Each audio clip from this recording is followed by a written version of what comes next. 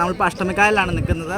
ഇനിയിപ്പോൾ നമുക്ക് അഷ്ടമിക്കായലിലുള്ള റൈഡിങ്ങും കാര്യങ്ങളാണ്. നമുക്ക് വെള്ളത്തിലാണ് പോകുന്നത്. എന്തും പോകും, നമുക്ക് എവിടെയൊക്കെ കാണാൻ പറ്റുമെന്ന് നമുക്ക് അറിയാൻ പാടില്ല. നമുക്ക് ജസ്റ്റ് വെള്ളത്തിൽ പോയി കഴിഞ്ഞാൽ നിങ്ങളുടെ അതിൻ്റെ വീഡിയോ കാണിക്കുന്നതായിരിക്കും. ഇനിയിപ്പോൾ നമ്മളിത് കഴിയുമ്പോഴത്തേക്ക് സാമ്പ്രാണിക്കൊടിയാണ് പോകുന്നത്. അപ്പോൾ സാമ്പ്രാണിക്കൊടിയിലെ വീഡിയോയും അത് സംബന്ധമായ കാര്യങ്ങളിൽ വിശദമായിട്ട് നിങ്ങളോട് പറയുന്നതായിരിക്കും ഗെയ്സ്.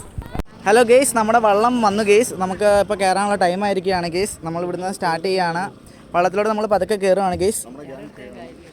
ഗെയ്സ് 1 മണിക്കൂർ 600 രൂപയാണ് ഗെയ്സ് നമുക്ക് വള്ളത്തിൽ ചാർജ് വരുന്നത്. 1 മണിക്കൂർ കൊണ്ട് അത്യാവശ്യം ഏരിയ കവർ ചെയ്ത് തിരിച്ചുകൊണ്ടിരുന്നതായിരിക്കും. പിന്നെ 800-ൻ്റെ ഒരു പാക്കേജ് ഉണ്ട് ഗെയ്സ്. 800-ൻ്റെ ഒരു പാക്കേജ് എടുക്കുവാണെങ്കിൽ തന്നെ നമുക്ക് കൂടുതൽ സ്ഥലങ്ങളെല്ലാം കൊണ്ട് കാണിക്കുന്നതായിരിക്കും ഗെയ്സ്.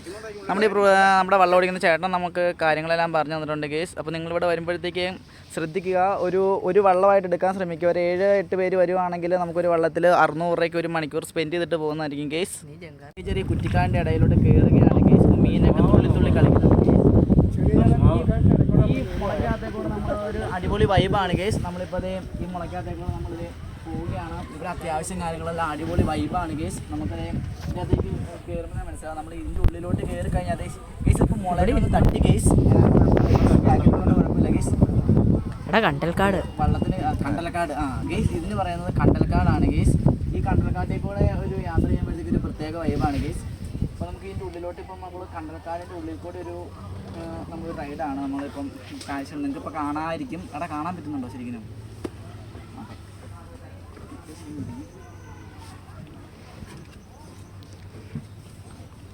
അത് കട്ട് ചെയ്തോ? ഇപ്പോൾ കണ്ടൽക്കാടിൻ്റെ